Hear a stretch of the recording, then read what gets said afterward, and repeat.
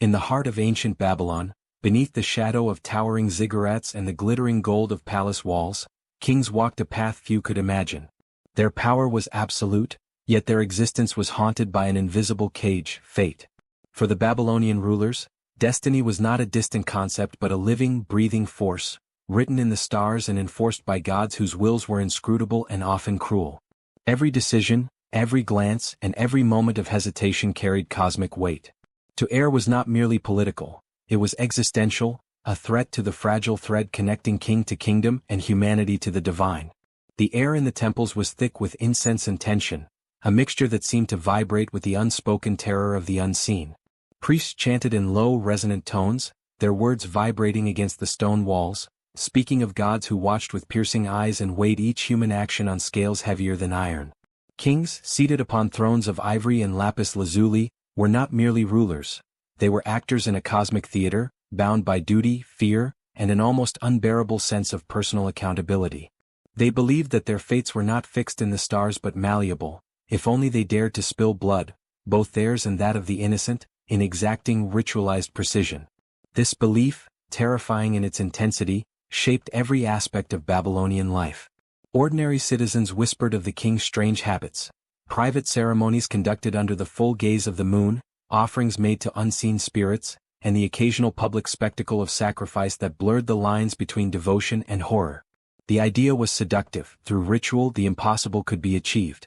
Disease might be averted, rebellion crushed before it could take root, or the gods persuaded to bend their will, if only one had the courage to enter the sacred, bloody liminal space where mortality and divinity intersected. Yet there was a paradox at the heart of these rituals. Power, so absolute in the palace halls, often demanded acts of vulnerability that were unimaginable to the outside world. The spilling of blood, the chanting of arcane words, the precise timing aligned with celestial movements, all were calculated to manipulate a reality that seemed indifferent to human desire. In these moments, kings were not merely rulers but prisoners of their own ambition, locked in a silent battle against fate itself.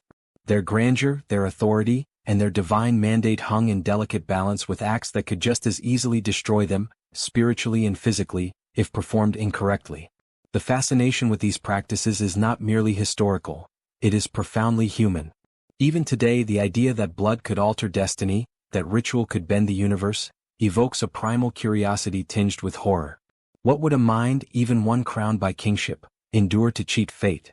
How far could ambition stretch when fear of cosmic punishment outweighed fear of human consequence? Babylonian rulers answered these questions with rituals that blurred morality, courage, and terror, leaving behind a legacy that challenges the imagination. As we step into their world, we must confront a disturbing truth. For these kings, blood was more than a symbol. It was currency, a medium of negotiation with forces beyond comprehension. To witness their rites, even through the lens of history, is to glimpse a world where the sacred and the horrific are inseparable, and where every heartbeat, every drop of blood, might rewrite the fate of empires. It is a place of beauty and horror intertwined, a testament to the extremes of human belief and the lengths to which fear and ambition can drive a soul. In this shadowed world of Babylon, curiosity is inseparable from dread. The rituals that follow are not merely stories of cruelty, they are expressions of an obsession as ancient as civilization itself, the desire to stand however briefly outside the chains of destiny and command the course of life itself.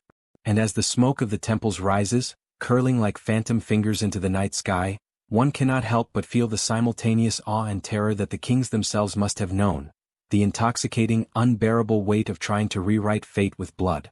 The Babylonian worldview was defined by an overwhelming sense of cosmic order.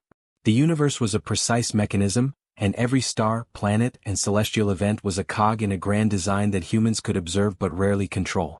For kings, this order was both a guide and a prison. The heavens were not distant, they were intimate, insistent, and merciless. Astrologers and priests meticulously charted the movements of celestial bodies, reading omens in their alignment and interpreting divine intent in patterns invisible to ordinary eyes. Fate, as the Babylonians understood it, was written before birth, yet it was not entirely immutable. There existed a narrow, terrifying window through which kings might alter their destinies, if they dared perform the rituals demanded by the gods. Babylonian rulers believed that their personal destiny was inseparable from the fate of their empire. A king who fell out of favor with the divine risked not only his own life but the collapse of the intricate social and cosmic equilibrium that held Babylon together. Inscriptions carved into clay tablets and monumental reliefs describe kings seeking divine guidance through prayers, omens, and sacrifices. Yet these were not simple acts of devotion. They were carefully calculated maneuvers in a high-stakes game where one misstep could bring ruin. The cosmos, it seemed, required blood to listen, and the spilling of it became a language through which kings sought negotiation with the divine. In this context, the palace was a stage where power and fear intertwined. Throne rooms, shimmering with gold and lapis lazuli, were also sites of tension, where ritual specialists whispered warnings and astronomers reported ominous alignments. A misaligned star could portend famine, rebellion, or the king's death. The ruler's obsession with control over fate was not born of arrogance alone but of existential terror. They were acutely aware that cosmic forces beyond their understanding governed life, death, and prosperity. And yet, the human desire to influence destiny, to rewrite what seemed preordained, was irresistible. Blood rituals emerged as the ultimate medium for negotiating with fate. Unlike prayers or offerings of grain and silver, the spilling of life itself was thought to carry weight that the gods could not ignore. Kings might bleed their own bodies in symbolic acts of devotion, believing that their personal suffering could cleanse errors, avert disasters, or secure victories in battle. At other times, the blood of animals or prisoners was offered, each ceremony choreographed with precision according to astrology and sacred tradition. The rituals combined fear, devotion, and desperation, creating a psychological tension that was almost unbearable. Yet in this crucible of terror and faith, kings found a sense of agency, a fleeting belief that they could reach beyond mortality and bend fate itself. Astrology, woven into every ritual, was the invisible hand guiding these acts. Babylonian astrologers, the magicians of the stars, interpreted eclipses, planetary alignments, and the position of constellations as signs of divine favor or impending catastrophe. Sacrifices were timed to coincide with celestial events, believed to amplify the ritual's power. A king might conduct a ceremony at the precise moment a star reached a certain position, trusting that the heavens would witness and sanction the act. These moments were tense and cinematic, the high priest chanting in low tones, the king's hands trembling as he held a ceremonial blade, the faint glimmer of blood catching the flickering torchlight, all while the astrologer intoned omens that could change the course of the ritual. Yet these rituals were far from mechanical. Each act carried psychological weight. The king's fear of divine retribution was matched by his awe at the cosmic scale of existence. To spill blood was to confront mortality head-on, to acknowledge that even the mightiest human was subject to forces greater than any army or palace. This duality, absolute power coupled with absolute vulnerability, defined Babylonian kingship. They were gods in the eyes of their people, yet terrified children in the presence of the cosmic order. Their rituals were attempts to reconcile these extremes, to assert control where control seemed impossible, to negotiate with destiny itself. The psychological tension extended beyond the king to his advisors, priests, and citizens. Society understood the stakes. The fall of a king could mean famine, war, or social collapse. Temples were not only religious centers but theaters of control, where the fear of divine judgment reinforced loyalty. Citizens witnessed public displays of ritualized power and punishment, knowing that the gods were watching through the actions of their sovereign. In this way, blood rituals were both a personal and political tool, blending faith, fear, and spectacle to maintain order in a precarious world. In the shadows of Babylon's grandeur, the contrast between beauty and terror was stark. Towers rose to the heavens, gardens bloomed with exotic plants, and the Euphrates flowed like a silver artery through the city. Yet beneath this splendor, blood was shed, rituals performed, and destinies negotiated in ways that were both horrifying and mesmerizing. The visual imagery of these ceremonies, the shimmer of gold against the crimson of blood, the flicker of torchlight across ceremonial robes, the silent awe of onlookers, creates a psychological resonance that persists even today. The combination of cosmic inevitability and human intervention created a moral tension that was central to Babylonian life, the eternal struggle to master fate while fearing the gods who wielded it. To understand the Babylonian king, one must grasp this intricate dance of celestial determinism and human ambition. Their rituals were not mere superstition, they were desperate attempts to assert agency in a universe governed by forces beyond comprehension. The spilling of blood, whether symbolic or literal, was a language in which kings pleaded, bargained, and sometimes demanded that fate bend to their will. In this world, the heavens were witnesses, the gods were arbiters, and the king's resolve was the only thing standing between catastrophe and continuity. And so, in the glittering halls of Babylon, kings continued their silent negotiation with destiny. Each ritual, each sacrifice, each precise alignment with the stars was an act of defiance against the inevitable. Through blood, they sought to reclaim control over a world in which they were simultaneously omnipotent and helpless. The cosmos loomed, infinite and indifferent, yet the kings dared to challenge it, believing that the smallest act, a drop of blood, could ripple through eternity and alter the course of fate itself. In the inner sanctums of Babylon, the king was both sovereign and supplicant, ruler and ritualist. His power extended over armies, trade and law, yet it was incomplete without the sacred act of blood offering. For Babylonian kings, spilling blood was not merely symbolic, it was an act of cosmic negotiation. To the uninitiated, it might have seemed cruel or barbaric, but for the ruler, it was a desperate, calculated attempt to rewrite the threads of fate. Each ritual was a bridge between mortality and divinity, a moment where fear and hope collided in a tangible, visceral way. The king's own blood, sometimes shed through precise incisions, sometimes through self-flagellation, became both language and offering, a medium through which he communicated directly with the gods who dictated destiny. The preparation for these ceremonies was meticulous. The king would consult astrologers and priests, timing every act with the movements of the stars. Ceremonial spaces were purified with incense and sacred oils, adorned with gold and lapis lazuli that gleamed under torchlight. The air was thick with anticipation and fear. Musicians played low, resonant tones, while priests whispered incantations that spoke of cosmic balance, divine favor and impending doom. In these moments, the king's presence was a mixture of vulnerability and authority. Every heartbeat mattered, every tremor in his hand could change the efficacy of the ritual, and by extension, the fate of the empire. Blood rituals often began with self-inflicted wounds, a practice that was as much psychological as it was spiritual. Kings believed that by offering their own life force, even in measured amounts, they could appease the gods, cleanse spiritual errors or avert disasters. Small cuts on the palm, forearm or even deeper, more ceremonial wounds were often accompanied by specific prayers and chants, each syllable timed with precision. The act of self-harm was not vanity or cruelty, it was courage in the face of cosmic indifference. It was the ultimate statement, I am willing to suffer so that the universe may bend to my will. This dangerous intimacy with mortality lent the king a terrifying aura, inspiring both awe and fear among those who witnessed it. But the king's blood alone was sometimes insufficient. Babylonian ritual demanded the shedding of others' blood, slaves, prisoners or carefully chosen animals, whose life force was believed to amplify the ritual's power. The selection of victims was calculated. Purity, innocence or rarity of the life offered could dictate the perceived potency of the ceremony. These acts, however horrifying to modern sensibilities, were considered sacred and necessary. To the Babylonians, the spilling of blood was a contract, a negotiation with the invisible forces that governed existence. In some ceremonies, the victim was not merely sacrificed but integrated into a complex ritual choreography. Their movements, cries, and even their death became part of a cosmic equation, intended to shift fate in favor of the king and his empire. The psychological dimension of these rituals cannot be overstated. The king's mind existed in a state of heightened tension, oscillating between fear and exhilaration. He knew that a misstep could render the ritual ineffective or even invite divine wrath. The priests and astrologers, acting as both guides and enforcers, ensured that every detail, from the angle of the ceremonial blade to the precise timing of incantations, adhered to tradition. In this environment, the line between devotion and terror was razor-thin. The act of spilling blood became a test of resolve, a measure of the king's capacity to confront mortality while asserting authority over fate. In a sense, the rituals were as much about proving the king's worthiness as they were about appeasing the gods. Accounts from inscriptions and archaeological records hint at the elaborate nature of these ceremonies.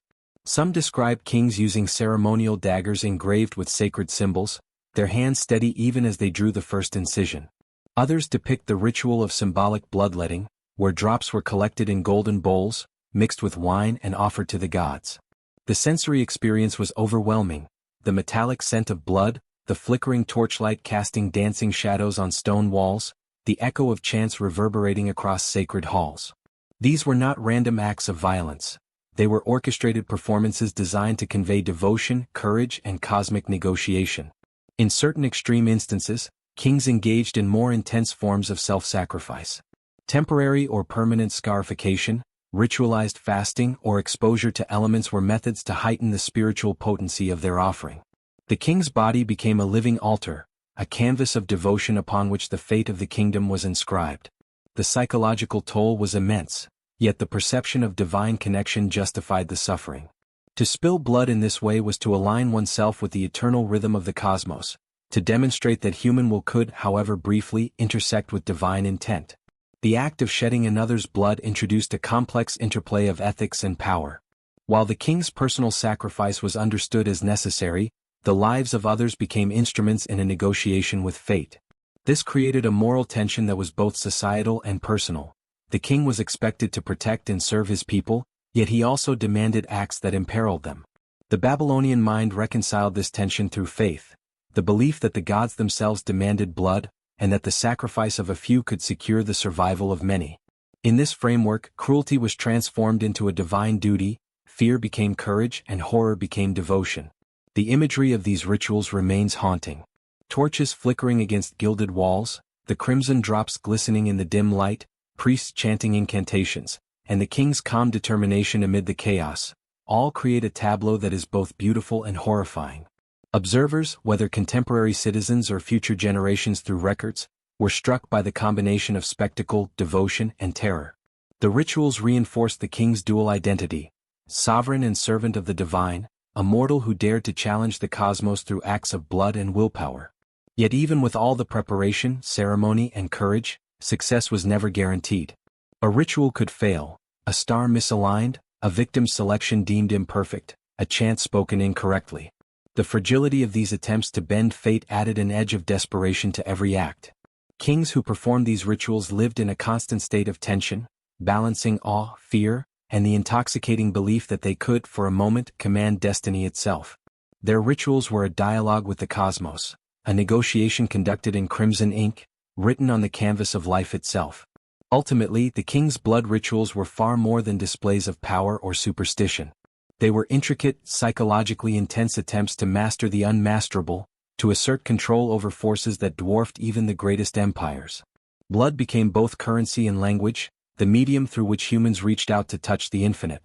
In the grand halls of Babylon, kings understood a terrifying truth: power over men was fleeting, but power over fate, though elusive, was worth the risk, worth the suffering, and worth the blood. In the shadow of Babylon's grand palaces and towering ziggurats, a far darker theater unfolded, one where the lives of the innocent became instruments of destiny. While kings shed their own blood in ritualized devotion, the spilling of others' blood was considered essential to ensure that the gods would listen and the stars would bend in their favor. Prisoners of war, captured rebels, slaves, and sometimes even citizens of the city became participants in a terrifying negotiation with fate, their lives offered as currency to sway forces beyond comprehension. To the Babylonians, these sacrifices were not acts of cruelty in the ordinary sense. They were sacred obligations, a grim dialogue between the human and the divine, a blood-soaked calculus in which the survival of the kingdom depended on the suffering of the few. The selection of victims was highly ritualized. Priests and astrologers advised the king on who should be offered and when, often consulting celestial charts to determine the optimal alignment of sacrifice with cosmic events. The qualities of the chosen, youth, purity, strength, were believed to magnify the potency of the ritual. In some cases, the victims were adorned in ceremonial garments, their hands bound with golden cords, as though preparing them for a final, sacred performance. The air of these sacrificial chambers was electric with anticipation and fear. The quiet murmurs of priests mingled with the restrained cries of those about to meet their fate. For the king, overseeing this process was both terrifying and intoxicating, a direct confrontation with mortality, morality, and the limits of power. Ceremonies could be elaborate spectacles, staged to impress both the gods and the citizens. The grandeur of the ziggurat stairways, the flickering torches casting long shadows across carved reliefs, and the scent of incense curling through the air created a setting that was almost otherworldly. At the center, the victim's life became a ritual performance. They were lifted upon altars, instruments of sacrifice held in trembling hands, and prayers chanted to invoke divine favor. The juxtaposition was stark: wealth, art, and devotion standing side by side with fear, suffering, and the inevitability of death. This duality between awe and horror reinforced the king's authority, as the population witnessed the lengths to which he would go to ensure the survival of his realm. The psychological burden of these acts was immense, even for kings and priests. To command the death of another human being required not only faith but an ability to suspend ordinary moral instincts. Yet the Babylonians believed that the universe demanded this suspension. Blood offered in ritual was sacred. It was the medium through which cosmic balance could be negotiated. Every drop was symbolic, carrying the weight of the empire's fate, and each act was interpreted as both punishment for human failure and devotion to divine order. The ritual transformed what would otherwise be murder into a sacred transaction, where terror and reverence existed side by side, inseparable and intertwined. Victims were often treated with a disturbing combination of reverence and objectification. They were chosen for their symbolic value rather than their individual humanity, yet the ceremonies did not entirely erase their presence. Witnesses recounted the trembling hands, the wide, terrified eyes, the sudden cries that echoed against stone walls, and the haunting silence that followed the final act.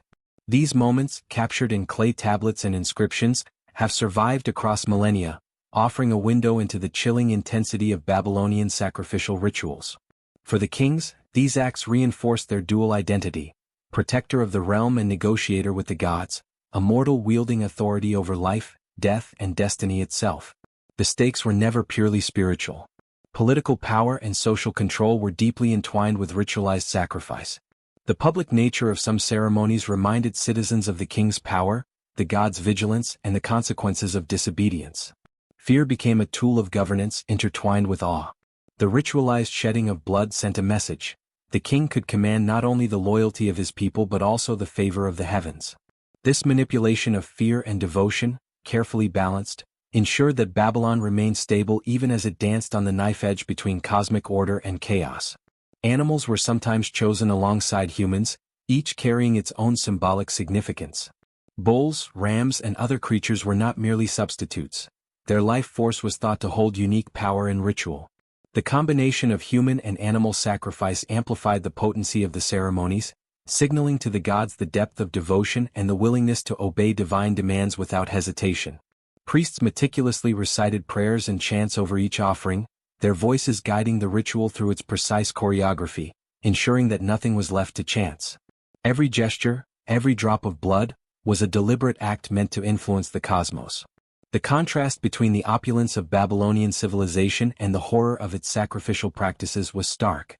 On the streets, markets bustled with traders and citizens, gardens bloomed with rare flowers, and grand canals reflected the city's beauty. Yet behind closed doors, blood flowed in ritualized devotion, a reminder that human desire for control over fate could inspire acts of terrifying intensity. This tension between life and death, beauty and horror, devotion and cruelty, was central to the Babylonian understanding of power and destiny. The rituals were not simply acts of violence but a complex system of beliefs in which morality, fear, and cosmic order were inseparably linked. Through these ceremonies, the king attempted to assert dominance not only over human life but over the universe itself. Each sacrifice was a negotiation, a gamble, and a declaration that human courage and devotion could, at least temporarily, bend the threads of destiny. And yet, even in success, the shadow of failure lingered. If the gods were displeased or the stars misaligned, the ritual could fail, the kingdom could falter, and the king himself could be punished. This constant tension, this precarious balance between triumph and disaster, created a psychological and moral landscape as intricate and terrifying as the rituals themselves. Ultimately, the sacrificial court reveals the stark realities of Babylonian kingship. Authority was inseparable from terror, devotion inseparable from death, and the act of offering life as a medium to influence fate was a testament to both human ingenuity and human obsession. For the king, power was never secure, control was never absolute, and the spilling of blood, whether his own or another's, was the ultimate language through which he sought to communicate with a universe that remained always indifferent. The theater of sacrifice, with its blend of awe and horror, underscores a chilling truth. In Babylon, destiny could be negotiated, but only at a price measured in blood. In Babylon, the heavens were not distant. They were intimate, ever-present forces that shaped the destiny of kings and kingdoms alike.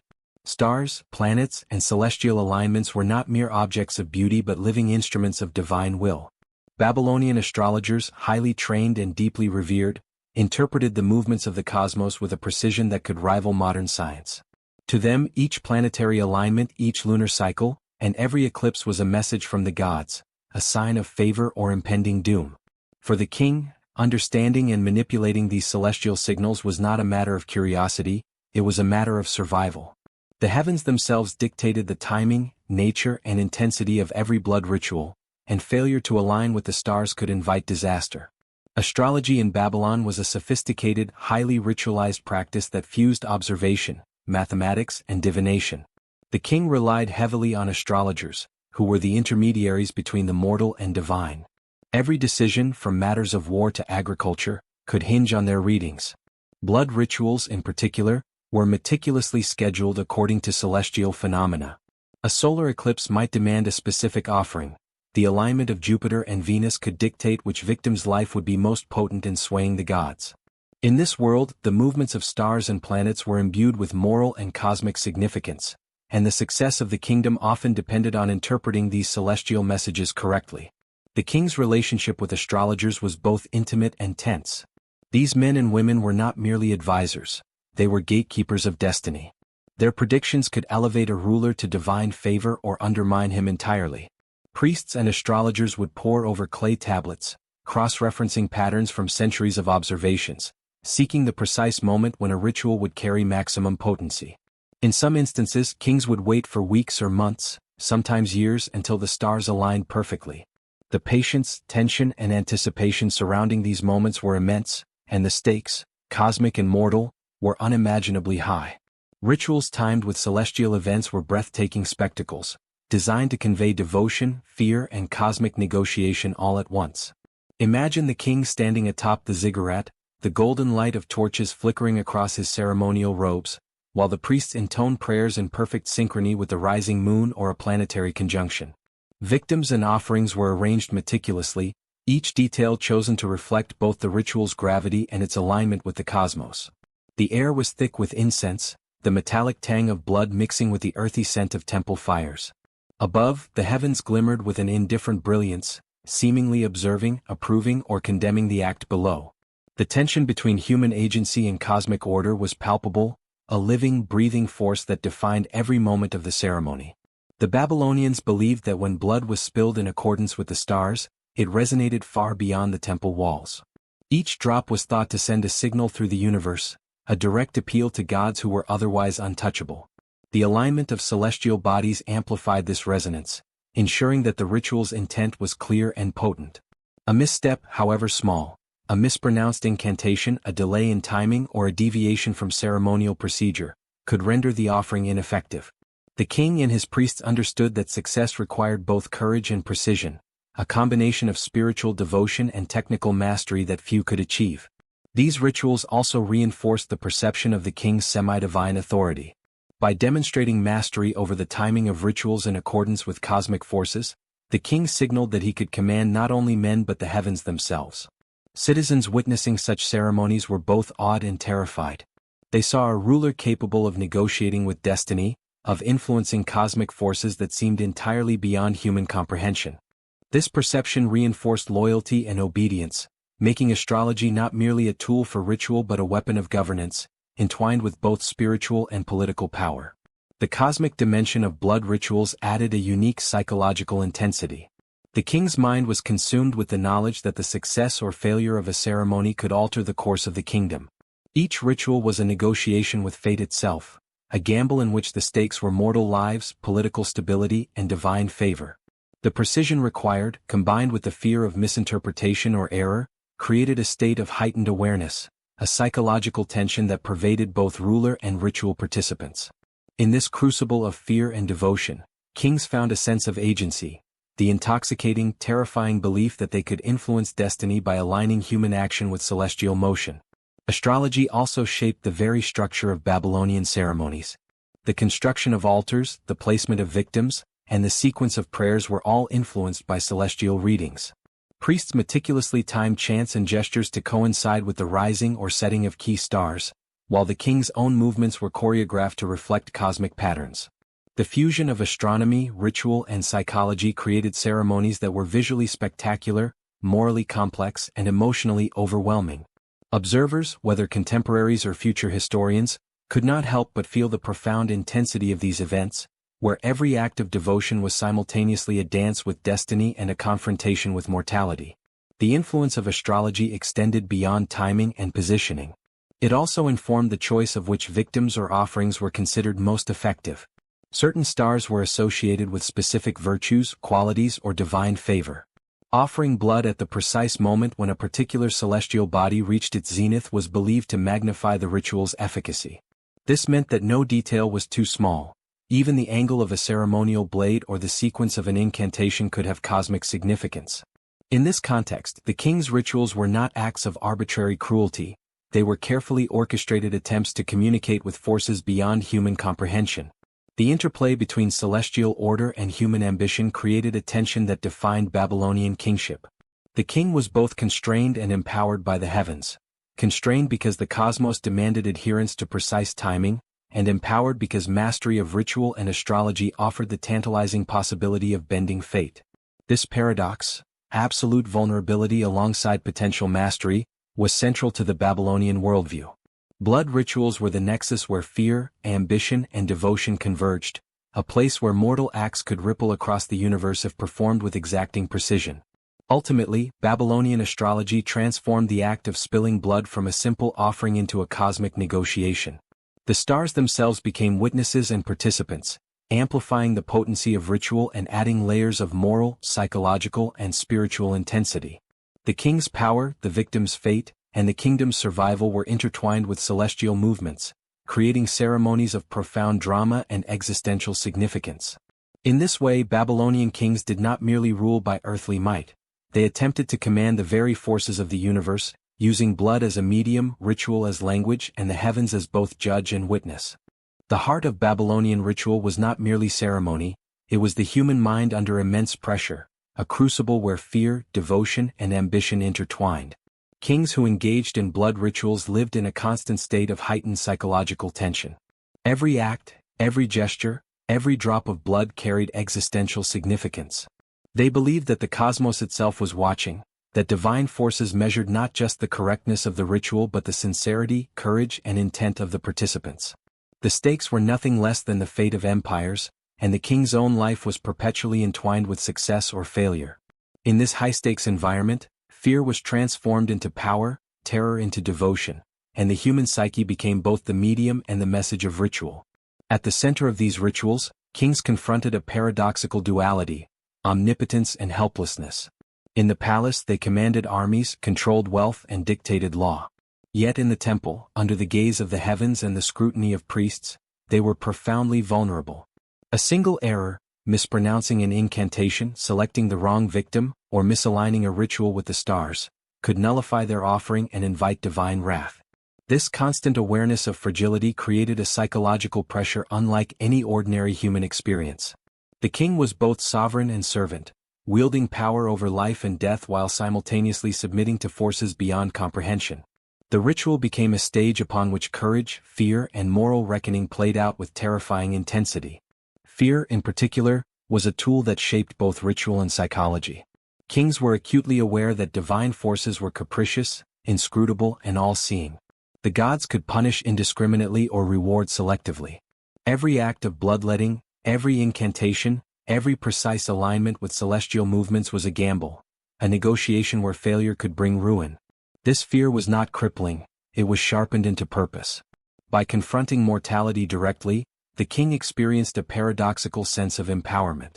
To spill his own blood or command that of another was to assert mastery over the fragile boundary between life and death, human and divine.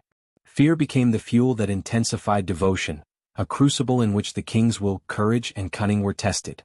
Rituals were psychologically immersive. The architecture of Babylonian temples amplified the tension. Stone walls echoed the low chants of priests, while torchlight flickered across altars, gilded decorations, and ceremonial implements. The air was heavy with incense and the metallic tang of blood. Each sensory element, the sound of chanting, the visual drama, the tactile sensation of ritual implements, was designed to heighten focus and induce a state of intense psychological engagement. The king's mind was trained to perceive the ritual as a cosmic negotiation, a space where mortal action could influence fate. This immersive environment created a feedback loop. The more intense the ritual, the greater the psychological investment, the more the king's mind became attuned to every gesture, every detail, and every heartbeat. Sacrificial acts also reinforced moral tension. Kings had to reconcile the sanctity of life with the perceived necessity of its taking. Victims, human or animal, were both sacred and expendable, chosen for their symbolic significance. To act with cruelty was morally unsettling, yet the framework of divine obligation redefined these acts as sacred duty. The cognitive dissonance was profound. The king was simultaneously protector and executioner, moral guardian and agent of fear. Over time, this constant negotiation with morality, power, and divine expectation shaped a psychological landscape where extreme actions were justified as necessary for cosmic balance. Devotion and horror were inseparable, creating a moral tension that pervaded both thought and action. Psychologists today might describe the king's mindset as a combination of ritualized obedience, obsessive control, and cognitive calibration under extreme stress. The rituals themselves acted as mechanisms for focusing attention, modulating fear, and converting anxiety into decisive action. By adhering to strict ceremonial procedures, kings created the illusion, and often the reality, of control over forces they could not fully understand. Blood, aligned with the stars and sanctified through prayer, became a tangible expression of agency. In essence, the rituals were not just spiritual acts. They were sophisticated psychological tools that harnessed fear, devotion, and the human desire for control. The role of priests and astrologers was equally crucial in this psychological landscape. These advisors provided guidance, reassurance, and oversight, ensuring that the king's fear was channeled productively. Their chants, gestures, and calculations acted as anchors, stabilizing the ritual's progression and amplifying its perceived potency. Yet they also maintained an element of authority and control, reminding the king of his vulnerability. The interplay of guidance and constraint reinforced the psychological intensity. Kings were masters of life and death, yet beholden to cosmic and ritual precision. The tension between empowerment and submission, freedom and obligation, became the very essence of Babylonian kingship. The psychological impact extended beyond the king himself. Observers, both priests and citizens, were drawn into the emotional and cognitive intensity of the ritual. The spectacle of devotion, fear, and controlled violence created a shared experience in which the community's moral and spiritual order was reinforced. Fear of divine retribution, awe at the king's courage, and fascination with the cosmic interplay of blood and stars generated collective psychological resonance. The rituals thus operated on multiple levels: personal, political, cosmic, and communal. Each act of bloodletting became a nexus where the individual psyche intersected with society and the universe. The immersive, terrifying, and meticulous nature of these rituals reveals why Babylonian kings were willing to endure such extreme acts. The shedding of blood, carefully timed and orchestrated, provided a means of engaging directly with forces that otherwise seemed uncontrollable. Fear, far from paralyzing them, became a tool to sharpen focus, to intensify devotion, and to assert a form of control over destiny itself. In this crucible of ritual, kings confronted mortality, moral tension, and cosmic power, emerging with a sense of agency that was both intoxicating and terrifying. Ultimately, the psychology of Babylonian ritual underscores a profound truth about human nature: the desire to control fate, to negotiate with forces beyond comprehension, and to impose order on an indifferent universe can drive acts of extraordinary courage and extraordinary horror. The king's rituals were a testament to the extremes of belief and fear, a vivid demonstration of how the human mind adapts, rationalizes, and even embraces acts that challenge ordinary morality in pursuit of survival and cosmic favor. Blood became a language, ritual a mechanism of focus, and fear a crucible for courage. In the end, Babylonian kings lived in a world where psychology and ritual were inseparable. Their minds were as carefully cultivated as their palaces, trained to confront cosmic indifference with calculated devotion, to transform terror into agency, and to wield the language of blood as a tool for negotiating fate. The rituals were not merely ceremonies. They were intense psychological experiments conducted at the intersection of mortality, morality, and destiny.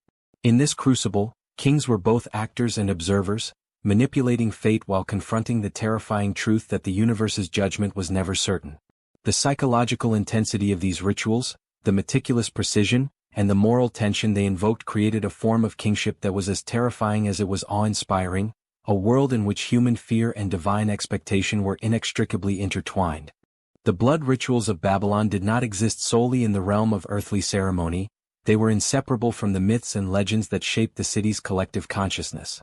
The kings, while mortal, were often cast in the roles of demigods, their actions framed as echoes of the deeds of ancient heroes and divine figures. Mythology infused every ritual with layers of meaning, transforming acts of blood and suffering into cosmic allegories. The spilling of blood was never arbitrary, it mirrored the trials of gods, the eternal struggle between chaos and order, and the perpetual negotiation of fate. In Babylon, legend and history converged, creating a theater in which kings enacted stories older than their empire, dramatizing humanity's eternal confrontation with mortality, power, and destiny.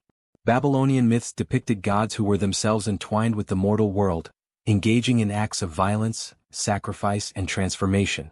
Kings saw themselves as reflections of these deities, compelled to enact similar rituals to maintain cosmic balance. One tale described Marduk, the city's chief god, who defeated Tiamat, the chaos serpent, by spilling her life essence to create the heavens and the earth. To Babylonian kings, this was more than a story, it was a blueprint, a cosmic precedent. By spilling blood in ritual, the king aligned himself with the divine pattern, symbolically reshaping reality as Marduk had reshaped the cosmos. Every drop of blood offered became a microcosm of creation itself, a symbolic battle between order and chaos, life and death, divine will and human action. The narrative power of myth extended to the rituals themselves. Priests would recount the deeds of gods during ceremonies, their chants reinforcing the symbolic significance of every gesture. Victims of sacrifice were not merely instruments, they were imbued with narrative weight, representing cosmic forces, spiritual energies, or ancestral debt. The king's role was both dramatic and existential. He was simultaneously actor, protagonist, and interpreter, navigating the tension between human mortality and divine legacy.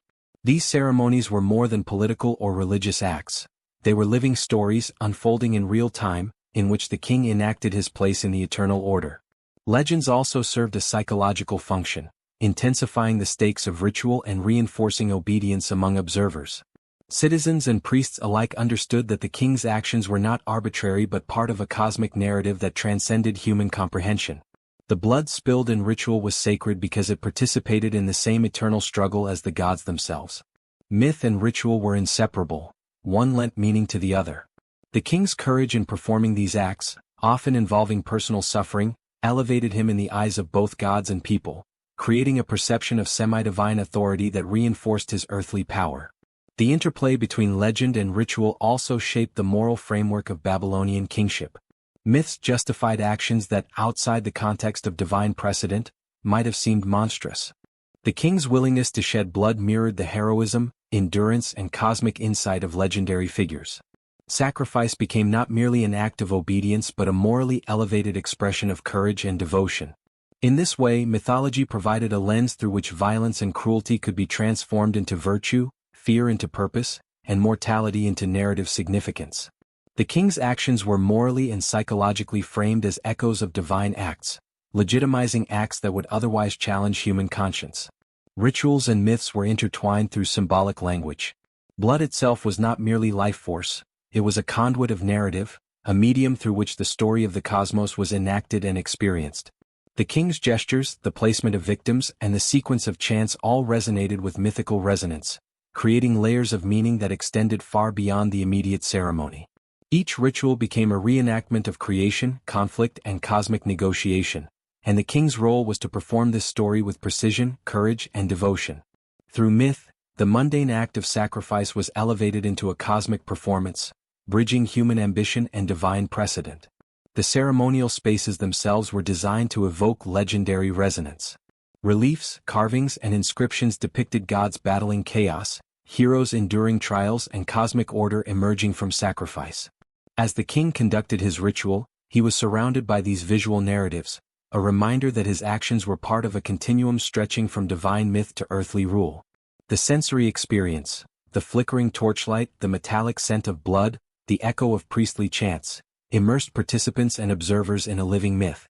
Every gesture reinforced the story. The king was an actor in a drama that spanned the heavens and the earth, the mortal and the divine, life and death. The psychological effect of mythic framing was profound. Kings confronted their own mortality through narrative, understanding that their personal suffering and the sacrifices of others were integrated into a timeless cosmic order. Fear was transformed into purpose. Terror became a vehicle for devotion.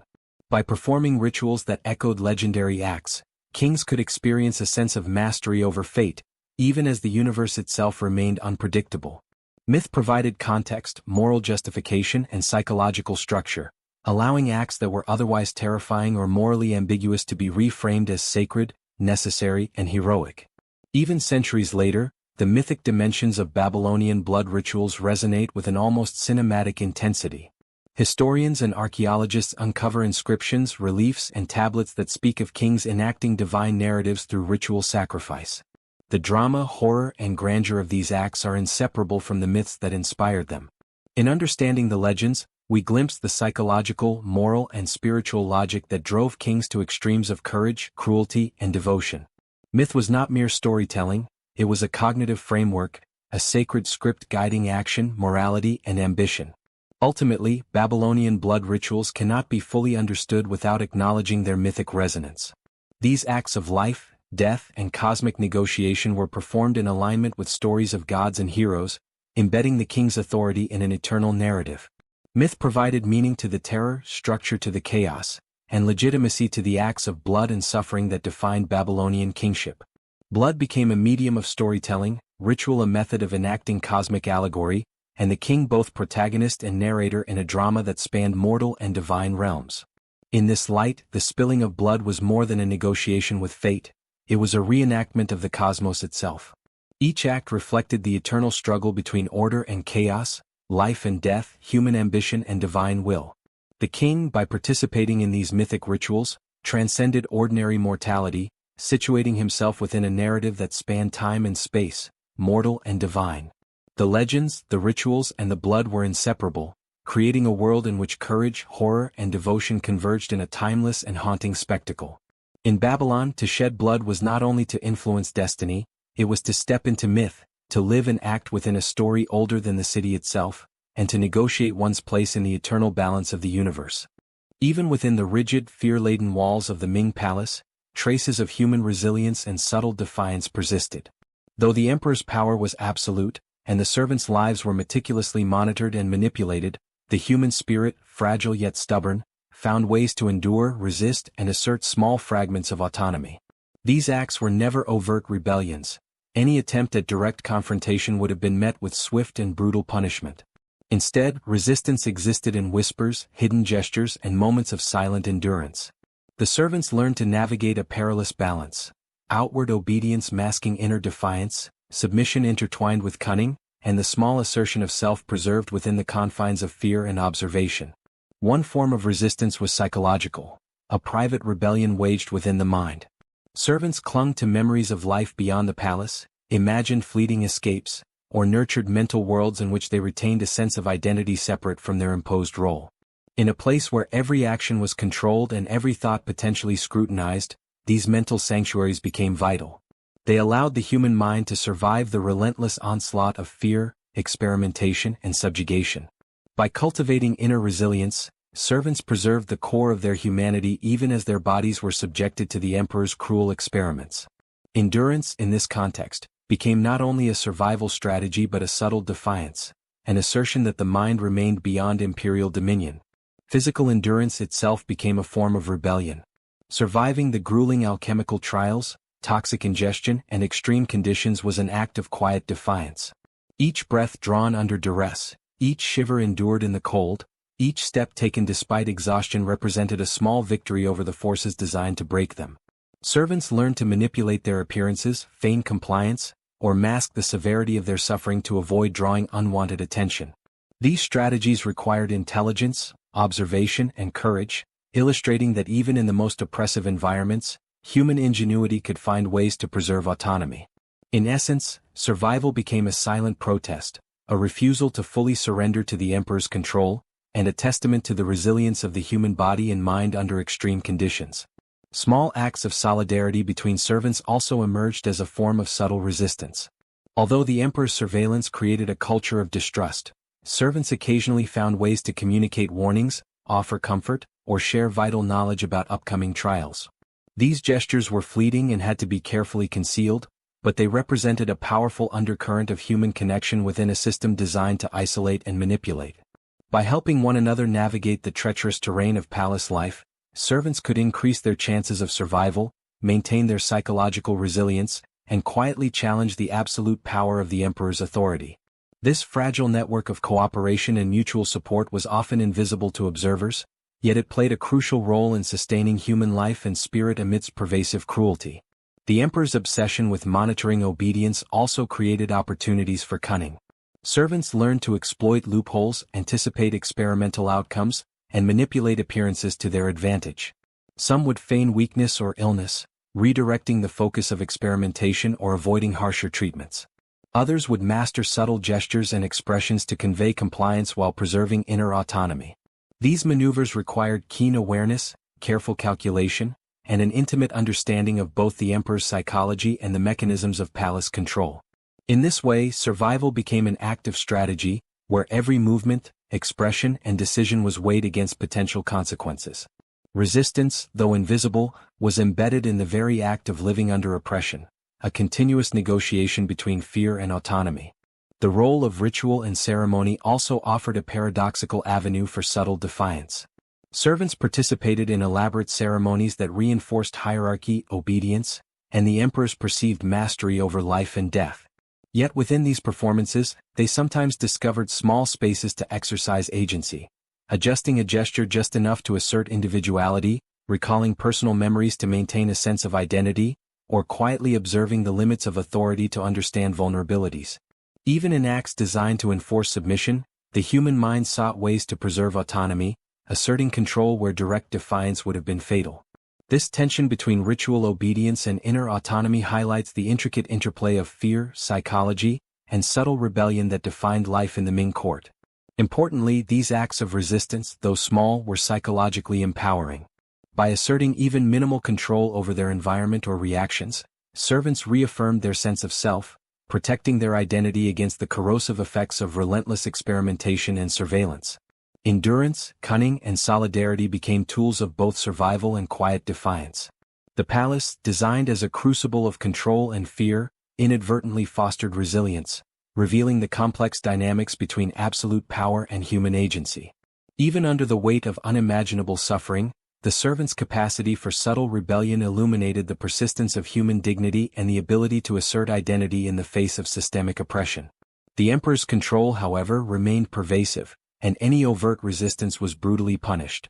Stories of servants who attempted direct rebellion, refusing an experiment, speaking against the court, or attempting escape, were rare and swiftly ended in death or extreme torture.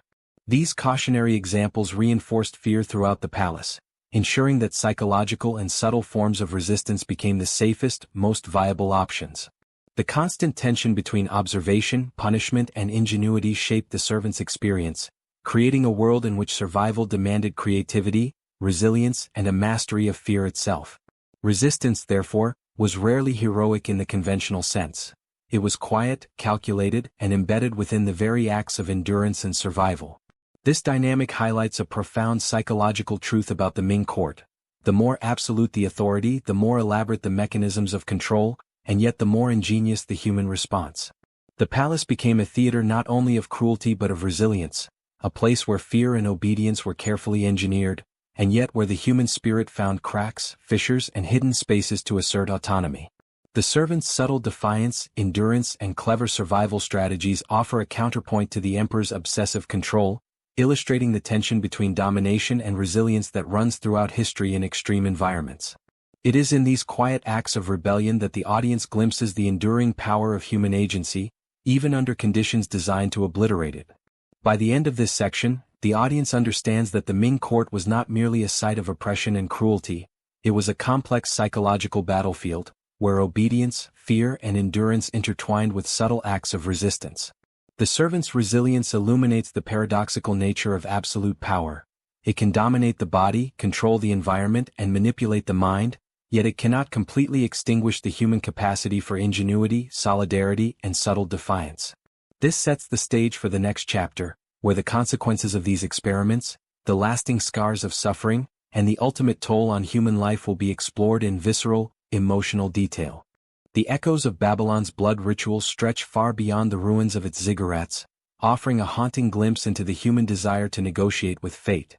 Though the temples have long since crumbled and the priests silenced, the patterns of belief, fear and power that defined Babylonian kingship endure in the human psyche. Kings once believed that destiny could be influenced through blood, ritual and precise alignment with the cosmos. Each act of sacrifice was a dialogue with forces beyond comprehension, a terrifying negotiation in which mortality, morality and cosmic order were inseparably entwined. The spilling of blood was not mere violence. It was a language, a means to assert agency over life, death and the very threads of destiny. The legacy of these rituals is multifaceted. Politically, they reinforced the king's authority, portraying him as both mortal and semi-divine. Socially, fear and awe maintained obedience, reminding citizens that survival and favor were linked to both human and divine law. Psychologically, they reveal the extraordinary ways humans can reconcile moral tension when framed by belief and ritual. Cruelty, terror and suffering, once morally unbearable, could be reframed as devotion, courage and sacred duty. The king's rituals were as much a performance of power as a negotiation with the cosmos, demonstrating the capacity of the human mind to transform fear into agency. Even today, the influence of Babylonian practices can be seen in the enduring human fascination with rituals that manipulate fate and assert control over the unknown. Across cultures and eras, societies have sought to impose order through fear, sacrifice, and symbolic acts. Babylonian blood rituals remind us that such impulses are neither modern nor exceptional. They are part of a continuum in which humans strive to reconcile mortality, morality, and ambition. The ceremonial spilling of blood was a way to confront uncertainty and assert influence over destiny, creating a profound psychological and cultural impact that resonates through history. These rituals also offer a cautionary insight. When belief sanctifies cruelty, and fear is framed as devotion, ordinary human behavior can escalate to extreme violence in the service of ideology or survival. Babylonian kings were not monsters in the abstract sense. They were actors in a highly structured system where morality, cosmic order, and social expectation converged. The moral complexity of their actions illustrates the capacity of the human mind to justify, endure, and even embrace acts that challenge ordinary conscience when guided by ritual, myth, and perceived necessity. Ultimately, Babylonian blood rituals are a testament to humanity's eternal struggle with mortality, power, and the unknown. Kings believed they could influence fate, negotiate with the divine, and secure the future of their people through acts of terrifying devotion. Blood became a conduit between mortal and cosmic realms. Cruelty, fear, and awe were transformed into instruments of perceived agency. The rituals challenge us to reflect on the enduring human impulses to control, to sanctify extreme acts, and to confront the unknown with courage and terror intertwined. Babylon's legacy, both awe-inspiring and unsettling, reminds us that the desire to negotiate with fate, assert control over destiny, and sanctify extraordinary acts of devotion is not confined to the past. It is a mirror of the human condition itself.